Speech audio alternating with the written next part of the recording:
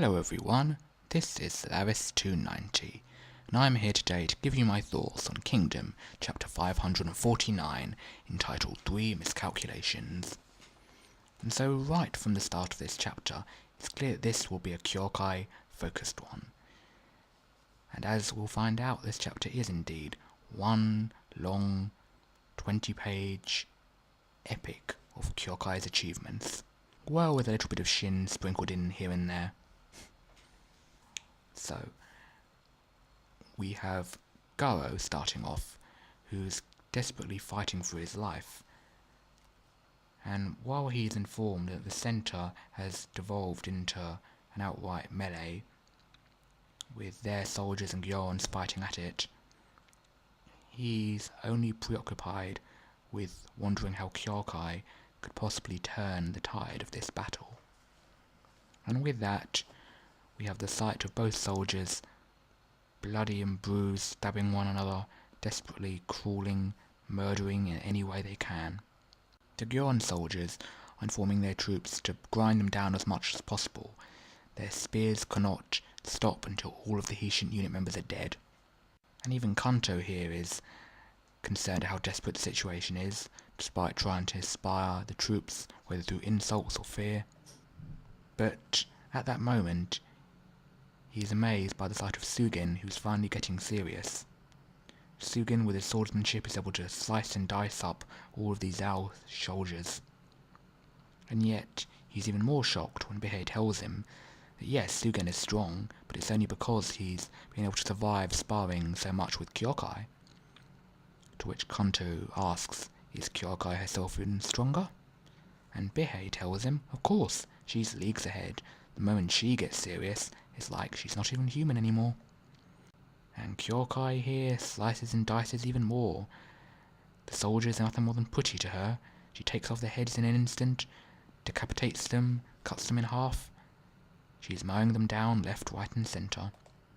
And once again, the panels of which I love the most. Those panels where it's just Kyoukai, the scenery, there is none. It's just black, pitch black. Just Kyoukai herself, frozen in time, gradually jumping in the air, down to the ground, and with that, the soldiers are nothing. Their lives have ended the moment that they entered Kyokai's range of attack. Even Gyou'un's hardened soldiers are terrified of Kyokai's power. But Kyoukai herself has a caveat. As always, it's the limit of her stamina, her breath. With that, her own soldiers guard her for as long as they can until Kyoukai regains her stamina. Gyou'un's soldiers are quick to pick up on this, but Kyoukai notes that she's resting earlier than normal to get her breathing back. Ultimately, she can't afford to rest.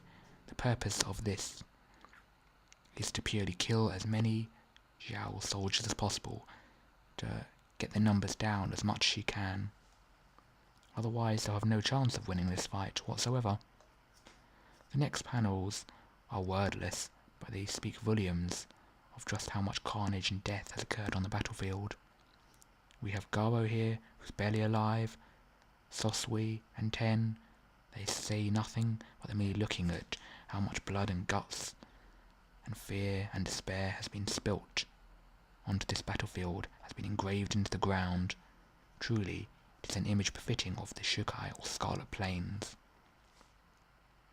Kanto also has just about survived, but he's treated to the sight of his dead bodies of his comrades, of the other new recruits. And with all of this, he's overwhelmed. He just can't help but cry and swear anything to forget the horror that he's just experienced. And even Ohon makes an appearance, albeit a token one. He's here to inform us that the day has nearly ended. And other than that, well, the next part of the chapter, we get a little bit of Shin coming in here. But unfortunately for Shin, he's having nowhere near as much success as Kyoukai. It seems he's on the back foot once again against Gyou'un, so much so that he can barely even stand. It's taking everything he has to will himself into consciousness in order to keep fighting on against Gyou'un. And while Gyou'un's soldiers are concerned that Shin can withstand this much of Gyou'un's might, Gyou'un's attention is soon turned to something else entirely. But before that, we have Hyro and the other men come in, try and inform Shin that it might be the best time to retreat, but Shin isn't having any of it. He tells him that he's finally started to get a good grasp on Orki's glaive. A few more minutes, a few more strikes, and he's sure that Gyou'un will be done for. But Hyro here isn't going to run purely on emotion. He tells Shin pragmatically, realistically, the unit themselves don't have the strength to go on, even if Shin himself does. It's best for Shin to escape and retreat and regroup for another day. His opposite number also tells Gyou'un the same thing.